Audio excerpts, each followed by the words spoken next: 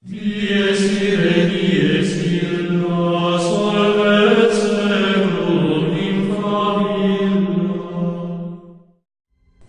Ang mga kwentong ito ay hango sa totoong buhay. Mga karanasan ito ng tiyuhin ni Ate Rose, kaibigan ni Ate Rose na landlady, at isa sa mga tiyuhin ni Bibe. Simulan na natin. Unang karanasan, biglang yaman. Taong 1972, Barotac, Iloilo. Itong mga panahong ito ay merong tiyuhin si Ate Rose na saksakan ng yaman. Maski sila nagtataka kung saan ang gagaling ang pera nito. Kasi nasaksihan ito ng ibang mga tiyuhin niya noong kabataan pa. Napakahirap daw talaga nitong taong ito. Halos isang beses lang kumain sa isang araw. Swerte na kung makadalawa siyang kain.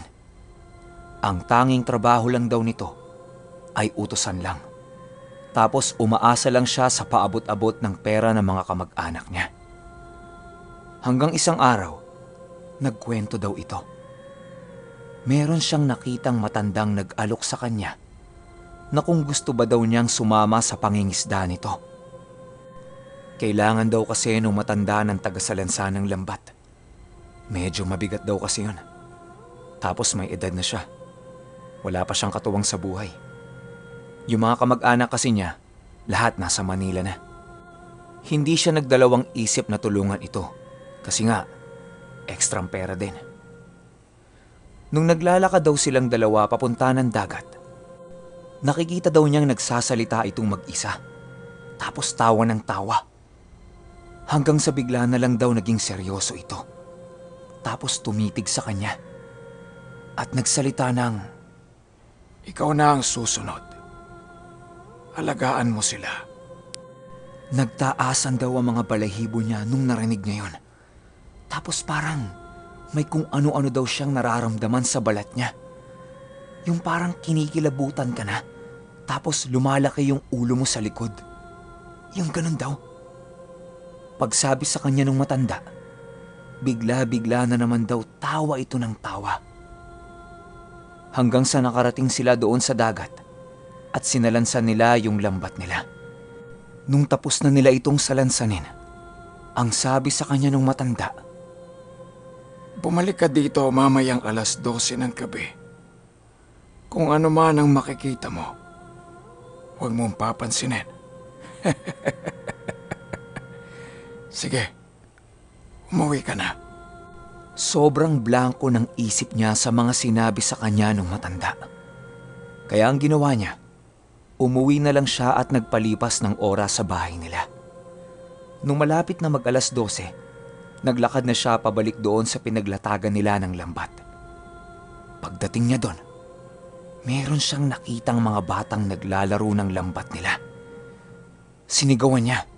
Ang sabi niya ay, Hoy! Umalis nga kayo dyan! Tinitigan daw siya ng mga bata. Tapos bigla na lang daw pumasok sa isipan niya na, Teka, paano nakakatayo tong mga batang ito sa mga lambat? Nasa dagat yun. Teka. Parang may mali ah. Tumakbo daw siya papalapit doon sa lambat. Pagdating niya doon, wala na yung mga bata. Takang-taka daw siya sa nangyari. Kasi bigla-biglang nawala yung mga bata. Saan pupunta yun? Napapalibutan ng dagat yung mga lambat. Hinayaan na lang niya yun. Nung inaangat na niya yung lambat, sobrang bigat daw nun. Hindi daw kakayanin ng isang tao na buhatin yung lambat pataas. Hanggang sa merong tumabi sa kanyang napakalaking tao. At ang sabi sa kanya ay, Halika, tulungan na kita. isang kamay lang daw ang ginamit nun para iangat yung lambat. At pag-angat ng lambat, punong-puno daw yun ng iba't ibang klase ng mga isda. Halos nanlaki ang mga mata niya sa nasaksihan niya. Habang sinasalansan niya yung mga isda sa parang isang container, tinutulungan pa din siya ng malaking tao. Pero hindi daw ito nagsasalita. Nung natapos na nilang salansanin yon, Tinapik lang siya sa balikat ng malaking tao. Tapos naglakad na paalis. Umupo lang siya doon buong gabi kasi hinihintay niya yung matanda na bumalik. Inabot na siya ng 8:00 ng umaga pero wala pa rin yung matanda. Hanggang sa nagdesisyon siyang ibenta na lahat ng isda. Sandaling-sandali lang daw naubos yon. Hawak niya lahat ng kita nung pagbebenta niya ng isda. Hinihintay niyang bumalik yung matanda sa bahay nila para sana paghatian nila. Pero wala talaga. Hanggang sa ang nangyari, araw-araw niyang inilalatag yung lambat doon sa dagat. Tapos binabalikan niya yon tuwing 12:00 ng madaling araw. Nung una, 2 lang sila ng asawa niya. Tapos sumunod isa sa mga tiyuhin ni Ate Rose. Hanggang sa parami na yung tumutulong sa kanya. At palaki na din ng palaki yung nasasakupan ng lambat niya. Mula noon, halos umapaw daw ang dami ng pera nilang mag-anak. Yung maliit na bahay nila ng asawa niya, nagsimula ng lumaki. Hanggang sa lahat ng mga kamag-anak niya, doon na din tumira. Ayon kay Ate Rose, sobrang laki daw ng bahay na yon. Nasa 15 yung kwarto sa ibaba. Tapos doon sa itaas, merong 3 kwarto. Pero hindi nila ito pinapapasukan kahit kanino. Dahil ayon sa tiyuhin niya, doon daw nakatira yung mga nilalang na tumulong sa kanya. Gabi-gabi daw kahit walang tao doon sa itaas, naririnig nila na merong umaakyat. Tapos may naririnig silang mga nagtatawanan, kumakain, kumakanta. Basta gabi-gabi daw maingay doon sa itaas. Pero walang katao-tao doon. Hinahayaan na lang din nila. Kaya naman daw yun ginagawa ng tiyuhin niya kasi may mga nilalang siyang nakikita sa panaginip niya. Tapos yun daw yung mga nagsasabi sa kanya na mga dapat niyang gawin. Minsan pa, meron ding mga bulong. Tapos taon-taon daw, nung meron pang mga babaylan, inaanyayahan daw ito ng tiyuhin ni Ate Rose na gumawa ng sayaw pasasalamat. Ang ginagawa daw ng mga babaylan, meron daw buhay na baboy sa harapan nito. May hawak na kutsilyo yung babaylan. Tapos sumasayaw-sayaw daw ito sa hangin na parang merong hinihiwa-hiwa. Pagtapos na ang ritual ng pagsasayaw, bigla-bigla daw ay sasaksakin nito yung baboy sa leeg. Habang tumatagas daw yung dugo ng baboy, sinasalo nila ito gamit ang planggana. Tapos yung dugo daw ng baboy na yon, ipinapahid nila sa pader ng buong bahay. Magluluto din sila ng nakahiwalay na putahe. Dapat daw walang asin. Tapos inilalagay nila yon sa 2nd floor ng bahay. Taon-taon daw ginagawa yan ang tiyuhin niya. Wala pa rin daw tigil ang pasok ng pera sa kanya hanggang ngayon. Kilala yung kumpanya ng tiyuhin niya na nag-e-export ng mga isda abroad. Ayaw na lang ipabanggit sa akin ni Ate Rose yung pangalan. Pero alam ko, kilalang kilala niyo ang kumpanya na ito. Kahit hindi ko na din sabihin, alam niyo na kung ano ang dahilan ng kanilang biglang yaman. Ikalawang karanasan, Sagi. Taong 2013, Cadiz, Negros Occidental. Dito sa Cadiz, merong kaibigan si Ate Rose na landlady. Kilalang kilala ito sa lugar nila kasi malawak ang hawak nitong paupahan. Mabait din ito at hindi madamot sa kung anong meron siya. May mga iilan din siyang sakahan doon. Kaya marami siyang nabibigyan ng trabaho sa lugar nila. Kahit marami siyang nasasakupan na lupain doon, meron pa rin siyang paboritong bahay na palagi niyang inuuwian. Pakiramdam niya daw kasi, swerte sa kanya ang bahay na yon. Halos araw-araw daw ay nagwawalis yung landlady na yon sa buong bakura ng bahay niya. Kahit may mga katulong na siya, ayaw niya na merong nakikialam sa ginagawa niya. Hanggang isang hapon, habang nagwawalis siya sa ilalim ng hagdanan niya, meron daw siyang nakitang malaking bubuli na nasa tabi ng patay na maliit na puno. Ang mga bubuli, maliliit lang, di ba? Ang ginawa niya, pinagpapalo niya daw yon ng walis tingting na hawak niya. Nakakadalawang palo pa lang daw siya. Bigla-bigla daw ay nawala yon. Lumipas pa ang 2 araw. Pakiramdam niya parang namamaga yung buong paa niya. Tinitingnan-tingnan niya ito. Yung itsura daw, pasmadong pasmado. Tapos kapag nababasa daw ng tubig, sobrang sakit. Naalarma na yung asawa nito at isinugod siya sa ospital. Kasi hindi na daw normal yung itsura ng paa niya. Yung unang doktor na tumingin, walang nakitang kahit anong diferensya sa paa niya. Nakailang palit sila ng doktor. Pero wala talaga. Ilang ospital na din ang nilapitan nila. Pero wala silang makitang findings doon sa paa niya. Lumipas pa ang 1 linggo. Habang nakakonfine siya sa isang ospital, may nakakita sa kanila na isa sa mga natulungan ng landlady. Nung nakita niya ang paa nito, sobrang kinilabutan siya dahil hindi daw ordinaryong sakit ang nasa paa niya.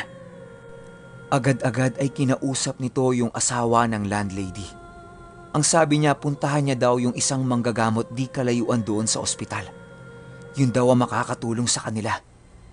Hindi na nagdalawang isip yung asawa ng landlady na pumunta doon. Kasi talagang no choice na siya. Lahat na ginawa nila pero wala talaga eh. Yung asawa niya iniwan niya sa ospital para mabilis silang makabalik ng driver nila. Pero ayon sa asawa nito, habang papunta daw sila doon sa manggagamot, ilang beses nasiraan yung sasakyan nila. Pumutok yung gulong, nag-overheat, ayaw kumagat ng gas, namamatay-matay yung ilaw. Basta mga ganyang klase ng sira daw. Pakiramdam nila merong pumipigil sa kanila para pumunta doon sa manggagamot. Kung hindi pa sira-sira yung sasakyan nila, wala pang 30 minuto nandun na sila. Pero inabot sila ng mahigit 2 oras bago sila nakarating doon. Nung nakarating sila sa manggagamot, ibinigay niya yung damit ng asawa niya. Tapos sinunog yun ng manggagamot. Ang sabi sa kanya ng manggagamot, Merong nasagi yung asawa mo na engkanto. Mataas ang katungkulan nito. Kanang kamay ito ng prinsipe. At meron din siyang napatay na alaga ng prinsipe. binigyan siya ng langis ng manggagamot para ipampapahid niya sa paa ng asawa niya. Maiyak-iyak pa siyang nagpapasalamat doon sa manggagamot. Agad-agad ay bumalik siya sa ospital. Ganun ulit. Tulad nung nangyari nung papunta sila doon, patigil-tigil yung sasakyan nila. Nung medyo natatanaw niya na yung ospital, hindi na siya nagdalawang isip. Bumaba na siya ng sasakyan at tumakbo siya papunta doon. Tamang-tamang pagdating niya sa ospital, nakita niyang nakaratay na yung asawa niya. At wala na itong buhay. Ayon sa mga doktor, pumutok daw ang paa nito at hindi nakayanan ng asawa niya yung sobrang sakit. Kasabay nun ay inatake siya sa puso. Kaya ang nangyari, nakuha siya nung nilalang na nasagi niya. Ikatlong karanasan, bakod. Taong 2003, St. Mary Sirawai, Zamboanga del Norte. Nangyari ito sa likod ng bahay nila Bibe. Meron kasi doong isang napakalaking puno ng mangga. Malapit lang din yon sa center. Sa center kung saan marami ang namatay. Ako mismo sa sarili ko, nung nagbakasyon ako noon sa Sirawai, nakita ko ang puno na ito. Buhay na buhay at talagang mararamdaman mo na merong nakatira. Sabi nga ni Bibe, magpahanggang sa ngayon daw, andun pa din yung puno na yon. Next year, ipapakita ko yun sa inyo. Nung gabi daw nung insidenteng ito, merong may birthday sa tabing bahay nila Bibe. Imbitado daw yung isa sa mga tsuhin niya doon. Kaya yun, inuman, kwentuhan, kulitan, hanggang sa natapos na yung okasyon at nagkanya-kanyang uwi na sila ng bahay. Plano ng tsuhin ni Bibe na sa kanila makitulog kasi taga-Shokon daw yun. Malayo pa kung uuwi siya. Pinatulog nila yon sa baba ng bahay nila. Pero yung baba ng bahay nila Bibe, open yon. Tapos mga ilang hakbang pa bago ka makarating sa CR. Nung gabing yon, ihing-ihi na yung tsuhin ni Bibe. Kaya ang ginawa niya, pumunta siya doon sa hindi pa gawang bakod nila Bibe. Nasa ilalim yon ng puno ng mangga. Parang ilang kahoy pa lang yung nakalagay doon. Nung inilabas niya na yung pototoy niya at akmang iihi na, bigla-bigla daw ay may tumulak doon sa bakod na napakalaking kamay. Ayon sa paglalarawan ng tsuhin ni Bibe, sobrang laki daw ng kamay nun. Halos doble daw ng laki ng mukha niya. Paglingon niya kung saan nagmumula yung kamay, kitang-kita daw ng tsuhin ni Bibe na punong-puno ng balahibo yung buong mukha nito. Napakalaking nilalang, nakangiti. Malalaki yung mga ngipin tapos meron daw itong hawak-hawak na kasing haba ng walis tambo. Tapos merong baga sa dulo nun. Ang duda dito ng tsuhin niya, isa itong kapre. Halos umurong daw yung ihi niya nung nakita niya yon. Tawa pa daw ng tawa yung kapre sa naging reaksyon niya. Hindi siya nakabalik ng bahay nila Bibe kasi nakaharang yung paa nito doon. Hanggang sa tumakbo siya sa likuran. Saktong-saktong paglabas niya ng likod, doon sa tapat ng center, meron daw siyang nakitang balbal. Nakatuwad ito at nasa ilalim ang ulo. Nanlilisik ang mga matang nakatitig sa kanya. At merong hawak-hawak na sa tingin niya, hita daw yun ng isang tao. Halos mamatay daw siya sa sobrang takot. Hindi naman siya makasigaw kasi tuyong-tuyo yung lalamunan niya dahil sa mga nainom niyang alak. Ang ginawa niya, tumakbo siya ng napakabilis paikot doon sa bahay nila Bibe. Nung nasa loob na siya, ayon kay Bibe, kitang-kita niya daw yung tsuhin niya na parang naiiyak-iyak at takot na takot. Pilit na pinagsisiksikan yung sarili niya sa itaas ng bahay nila Bibe. Tapos, sobrang panghidaw ng amoy. Kaya ang ginawa nila, binuksan nila lahat ng ilaw sa bahay para kumalma yung tsuhin niya. Nung medyo kalmado na, hinintay daw nilang makatulog ito. Nung ayos na ang lahat, nagkanya-kanyang balik na daw sila sa kani-kanilang mga higaan. Pero pagsilip ni Bibi doon sa ikinuwento ng tsuhin niya, maging siya mismo, kitang-kita niyang nakaupo yung kapre doon sa bakod.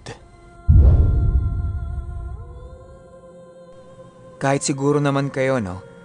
Alam niyo ng engkanto yung tumulong sa kanila. Tapos tinanong ko si Ate Rose kung ginagawa pa rin nila yearly yung sayaw pa sa salamat. Sabi ni Ate Rose hindi na daw. Kasi parang wala na yatang babaylan eh. Pero nagkakatay pa din daw ng baboy doon. Tapos inaalayan pa rin nila yung second floor. Doon naman sa pangalawang kwento, medyo malungkot lang talaga eh. Kasi hindi niya na naabutan pa yung asawa niya. Mabilis na kinuha yun ng mga engkanto. Ang nagkwento naman ng lahat ng yon, yung asawa ng landlady. Kinuwento kasi ng asawa niya lahat ng naranasan niya doon. Tapos naikwento nung asawa ng landlady kay Ate Rose. Kasi sobrang close sila nun eh. Tapos yung sa pangatlong kwento, napaisip ako kung saan galing yung hita na nakita ng tsuhin ni Bibe. Medyo malayo kasi yung sementeryo nun sa kanila eh.